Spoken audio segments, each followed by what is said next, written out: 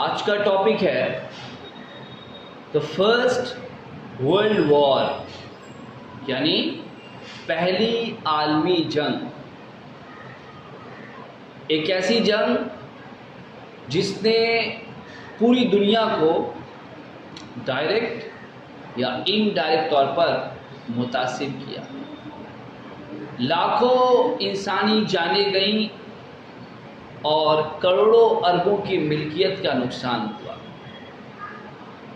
بھوک مری، بے روزگاری، قحط جیسے واقعات نے حالات کو اور بھی سنگین کر دیا۔ یعنی یہ ایک ایسا واقعہ ہے تاریخ عالم کا جس کی شدت کی وجہ سے انسانی ذہن اس کو کبھی بھی فراموش نہیں کر پائے۔ آئیے جاننے کی کوشش کرتے ہیں کہ کن ممالک کے درمیان اور کن وجوہات کے تحت جو ہے اتنی بڑی جنگ وقوع پذیر ہوئی۔ پہلی عالمی جنگ دو خیموں کے درمیان، پاور بلاکس، طاقتی خیمے جس میں مختلف ممالک شامل تھے کے درمیان 1914 میں شروع ہوئی۔ ایک طاقت تھی مرکزی ممالک کی جس کو ہم لوگ ایکسس پاور بھی کہتے ہیں۔ اس میں جرمنی، آسٹریا، ترکی اور بلغاریہ جیسے ممالک شامل تھے، جبکہ دوسری طرف اتحادی ممالک جسے ہمیں لیڈ پاورز کہتے ہیں، ان میں England, France, Russia, Italy, Belgium, Serbia, Japan اور بعد میں امریکہ کی بھی شمولیت ہو گئی۔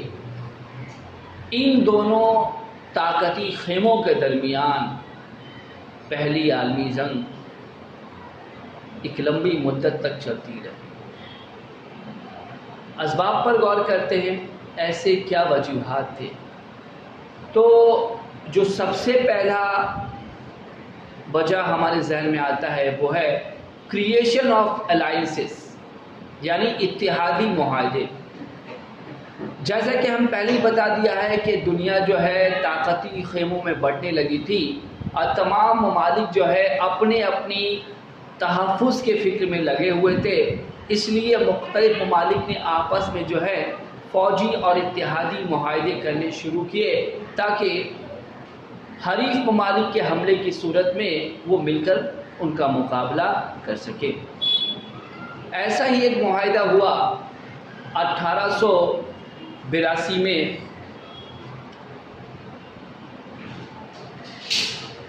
جسے ہم ٹرپل الائنس کے نام سے جانتے ہیں۔ جرمنی، اٹلی اور آسٹریا کے درمیان یہ معاہدہ ہوا تھا۔ اس معاہدے نے یورپ کے دوسرے ممالک کو انسیکیور محسوس کرایا اور ان لوگوں نے بھی اس کے جواب میں انگلینڈ، فرانس اور روس نے 1907 میں ایک اتحادی معاہدہ کر ڈالا جو تاریخ میں ٹرپل آتا کے نام سے مشہور ہے۔ تو اس طرح ہم دیکھتے ہیں کہ بڑی بڑی طاقتوں کا اپنے تحفظ کے واسطے فوجی معاہدوں میں بٹ جانا جو ہے اس نے ایک خوف و ہراس کی فضا قائم بھی کی اور ساتھ ہی ساتھ پہلی عالمی جنگ کی وجہ بنی۔ دوسری وجہ گروتھ آف نیشنلزم، قوم پرستی کا فروغ۔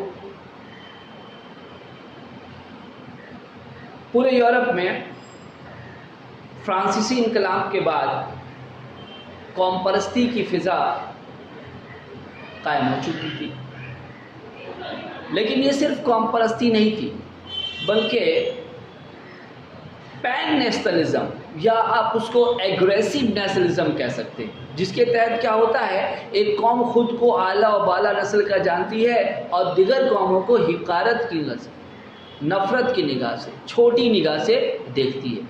تو یورپ کے تمام ممالک میں ایسا ہی لگا، وہ اپنی اپنی نسلوں پر، قوموں پر فخر و ناز کرنے لگے اور دوسرے قوموں کو حقیر چھوٹا جاننے لگے۔ نتیجہ کیا ہوا کہ آپس میں دشمنی کی فضا، نفرت کی فضا پیدا ہو گئی۔ خاص کر کے اٹلی اور جرمنی ایسی قوم پرستی کے لیے بہت بدنام ہے، اور یہ جارحانہ قوم پرستی نے دنیا کو ایک عظیم جنگ میں گھسیٹ ڈالا۔ تیسری وجہ جو دیکھتے ہیں، ریس آف آرمامنٹ، ہتھیاروں کی دوڑ۔ جب انسیکیورٹی کی فضا سارے یورپ پر چھائی ہوئی تھی، ہر ملک دوسرے ملک سے خائف تھا، ڈرا ہوا تھا، اسے اپنے تحفظ کی فکر تھی، اسے ہر وقت ڈر لگا رہتا تھا کہ کہیں اس کا پڑوسی اس پر حملہ نہ کر دے۔ ایسی صورت میں تمام یورپی ممالک جو ہے وہ ہتھیاروں کی دوڑ میں شریک ہو گئے۔ ان کا یہ ماننا تھا کہ جو ممالک کی جتنی زیادہ تعداد میں مہلک ہتھیاروں کو رکھے گا وہ اتنا ہی مضبوط رہے گا اور اتنا ہی محفوظ رہے گا۔ لہذا اس نظریے کے تحت جو ہے تمام یورپی ممالک ہتھیاروں کو یکجا کرنے میں لگ گئے، یہاں تک کہ انہوں نے اپنی معاشی حالت پر بھی نگاہ نہ کی، زیادہ سے زیادہ رقم جو ہے ہتھیاروں کے خرید پر لگا دیا تاکہ وہ زیادہ سے زیادہ خطرناک ہتھیار جمع کر کے اپنے ملک کو تحفظ دے سکے۔ تو ہتھیاروں کی یہ دوڑ بھی جو ہے پہلی عالمی جنگ کی وجوہ میں سے ایک ہے۔ کانفلکٹ آف امپیریلزم، سامراجیت، ایک طاقتور ملک کا کسی کمزور ملک پر قبضہ جما لینا، اپنے اقتدار کو قائم کر لینا۔ تو ایسا ہی ہوا 20ویں صدی میں۔ دراصل صنعتی انقلاب کی وجہ سے یورپ میں تمام ممالک جو ہے سائنسی تکنیک کی مدد سے زیادہ چیزوں کو پیدا کرنے لگے، اتنی پیداوار کہ ان کے ملک کی آبادی سے کہیں زیادہ۔ ایسی صورت میں انہیں اپنے تیار شدہ مالوں کے لیے نئے بازاروں کی بھی ضرورت تھی اور ساتھ میں خام مال کی بھی ضرورت تھی، اور ان کی یہ ضرورت ایشیا اور افریقہ کے ممالک ہی پورا کر سکتے تھے۔ لہذا تمام یورپی طاقتیں جو تھیں ان لوگوں نے ایشیا اور افریقہ کے پسماندہ ملکوں کے جانب جو ہے رخ کیا، اور سبھی یہ چاہتے تھے کہ زیادہ سے زیادہ ممالک پر ان کا قبضہ ہو، ان کا اختیار ہو، تاکہ انہیں اپنے پیداوار کے لیے نیا بازار ملے اور خام مال اور مزدوروں کا بھی انتظام ہو جائے۔ اسی کسم و کس میں، اسی رسہ کسی میں جو ہے سب ایک دوسرے کا دشمن بن گئے، اور یہ سامراجیت بھی جو ہے جنگ عظیم کی ایک وجہ بنی۔ موروکن اگادیر کرائسس، یعنی مراکش اور اگادیر کا بحران جو 1911 میں واقع ہوا، دراصل ہوا یوں کہ مراکش میں جو ہے عوامی بغاوت پھیل گئی۔ ایسی صورت میں وہاں کے سلطان عزیز نے فرانس سے مدد کی گزارش کی۔ فرانس نے اپنے بحری بیڑے کو پانی کے فوج بھیجا اور اس کے راجدھانی پر قبضہ جما لیا۔ فرانس کی یہ ادا جو ہے جرمنی کو بالکل نہ بھائی، اس نے بھی اپنے فوجی بیڑے کو بھیجا، بحری بیڑے کو بھیجا اور اگادیر پر جو ہے قابض ہو گیا۔ اب ان دونوں ممالک میں یعنی کہ فرانس اور جرمنی میں جو ہے حالات کشیدہ ہو گئے، معاملہ بحران تک پہنچ جاتا کہ اس وقت انگلینڈ نے مداخلت کی اور جرمنی کو جو ہے فوج واپس لینے پر مجبور کر دیا۔ حالانکہ اس سے جرمنی کو بہت برا لگا، وہ خائف ہو گیا۔ تو یہ بحران بھی ایک وجہ مانا جاتا ہے۔ اور سب سے آخری اور جس کو ہم فوری وجہ امیڈیٹ کاز کہتے ہیں وہ ہے سراجیوو مرڈر۔ 28 جون 1914 کو آسٹریا کا شہزادہ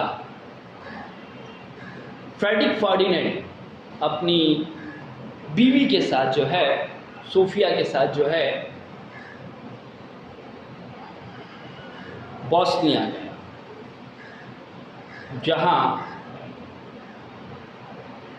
بلیک ہینڈ نامی دہشت گرد ادارے کے ایک فرد نے ان لوگوں کا قتل کیا۔ آسٹریا نے سربیا پر یہ دباؤ ڈالنا شروع کیا کہ ان کے تمام شرطوں کو منظور کرے، اپنی غلطی کو قبول کرے، لیکن جب سربیا نے ایسا کرنے سے انکار کیا تو اس نے اس پر حملہ کر دیا، اور اس کا حملہ کرنا تھا کہ تمام ممالک دونوں خیموں کے جو پہلے سے تیار بیٹھے تھے میدان جنگ میں کود پڑے، اور گھمسان کی جنگ ہوئی جس کی مدت 1914 سے 1918 تک، جس نے پوری دنیا کو ہلا کر رکھ دیا۔ لاکھوں کروڑوں کا نقصان ہوا، بے شمار جانی مالی نقصان کا سامنا کرنا پڑا، بھوکمری جیسی حالت قائم ہو گئی۔ تو ایک ایسا جنگ تھا جس نے ساری دنیا کو ڈائریکٹ اور انڈائریکٹ طور پر متاثر